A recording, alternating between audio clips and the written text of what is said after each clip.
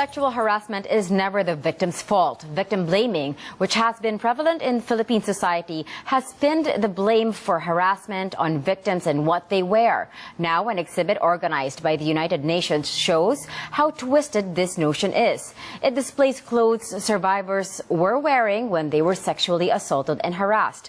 To tell us more about Don't Tell Me How to Dress exhibit, we have today the UN Population Fund's Pamela Marie Godoy. Good afternoon. Good morning, rather, ma'am. Good morning. So first of all, I'd like to talk about this exhibit. I remember covering it back in November 2018 in the Office of the Vice President, and the founder, Ms. Cindy Bishop, who is also known as the host of Asia's Next Top Model, was there as well. And she did give us briefly a talk on what the whole exhibit was about. So maybe, ma'am, can you give us a brief background on how this all started? Okay, actually, we want to start off probably with contextualizing the issue of violence against women and children in the Philippine context. Because as women and girls, it's actually one of the best countries in the world when it comes to being a woman or a girl. We are actually number 8 when it comes to being the most gender equal country in the world out of 140 plus countries. And it means that when it comes to political participation, labor participation, economic empowerment, educational attainment, and even health and survival, we're there and we're progressing towards women's empowerment and gender equality. The thing is, the Philippines is still struggling with the issue of protecting women from violence and abuse. So in the country, in the Philippines, 1 in 20 women aged 15 to 49 experience sexual violence. So that means that 1 in 20 could be someone that you know. It could be your mother, your sister, your friend, your classmate, or office mate. And the sad thing about it is that when they're abused, very few, less than half would come out and seek help. So they may not know the services available to them. They may not be aware of the negative consequences, physically, mentally, emotionally, of the trauma that they have experienced, so they don't get the services. They think that perhaps if they go to the service provider, that the service provider will just be very judgmental.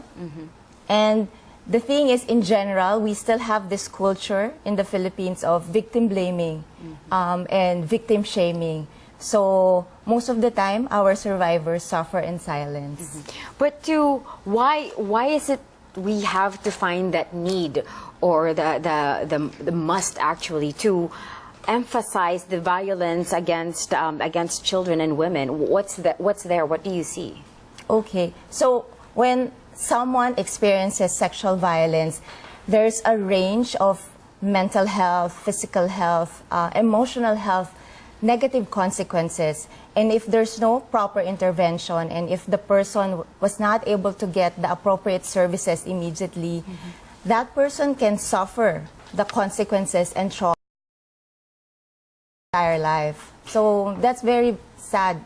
So they are suffering in silence. They're not able to access services, even though we have women and children protection units, for instance, in hospital. And it's one way that the United Nations is supporting the government. So like, for example, we support the Department of Health in establishing women and children protection units in hospitals. So if the survivor comes into that safe space, they can disclose what happened to them, they can access their injuries, they can access mental and psychosocial support, and they can even access police protection. So they're not bounced off from one service provider to the next. They can just go into the hospital and find that women and children protection unit. And around the country, we have 106 women and children protection unit with Department of Health, and some of them are lodged with the local government unit hospitals. That's what I was going to ask. Is it enough? Are the facilities enough? And are they actually equipped to deal with the certain traumas that each and everyone is going through, whether it be women or children? So do capacity to do this so?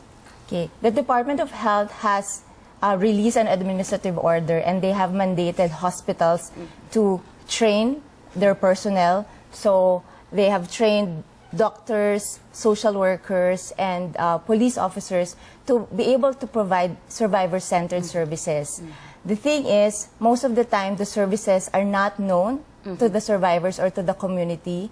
And oftentimes, they don't get to access because they believe that if they come out and say that I've been abused, that they will be blamed, that people will ask, oh, how come you were there in that place?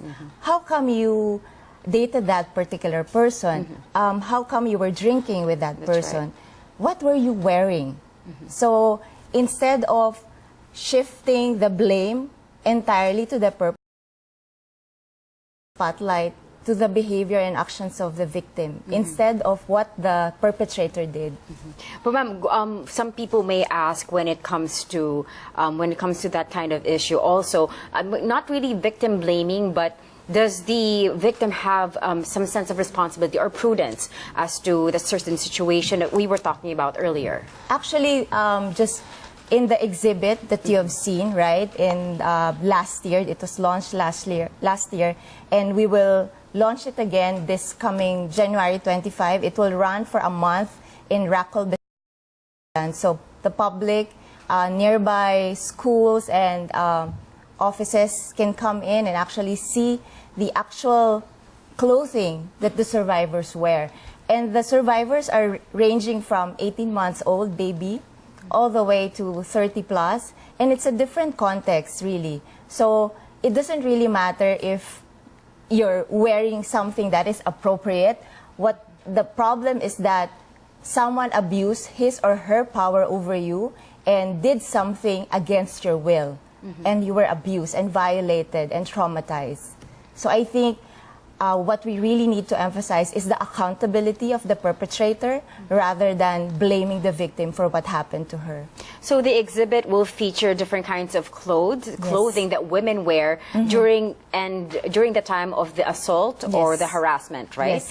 And ma'am, are these clothes of here, just from Filipinos, or are they from different countries? Also, do they have a story behind each and every cloth? Can you tell us more about this exhibit and what we can expect? Okay, so each clothing has a story behind it.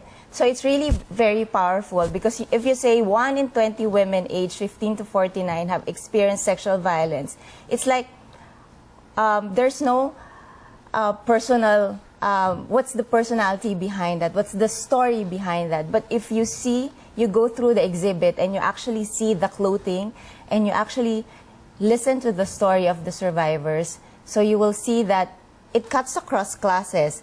It cuts across socioeconomic class. It cuts across ages. You may be a child, a teenager, a young woman, or a professional in the workplace. You can still be abused.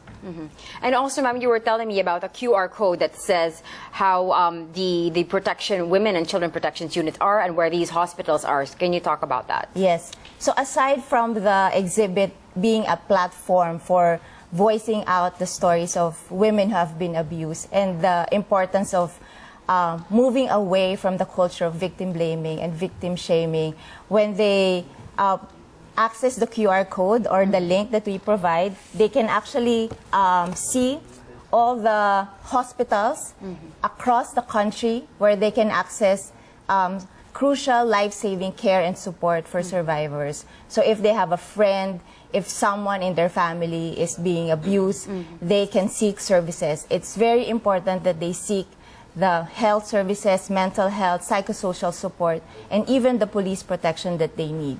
And also, I think, ma'am, it's a way to show them that there shouldn't be any stigma. Yes. If I'm not mistaken, like, yes. They should be able to open up and see how they feel, because it's a way for them to heal as well. Yes. There's a long process for healing and recovery for survivors, and they really need all the support that they can get. They don't need any stigma or shaming from us.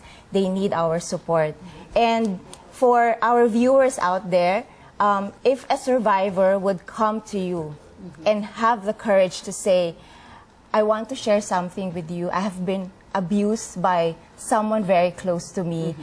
I want us to develop a vocabulary, a more empowering way of dealing with that kind of disclosure.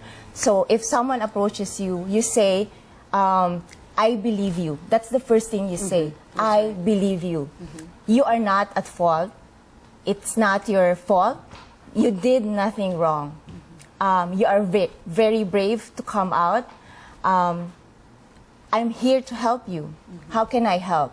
I think those are the empowering statements that we can say to the survivor instead of asking, what were you wearing? Thank you very much, Ms. Pamela Godoy. Thank you so much.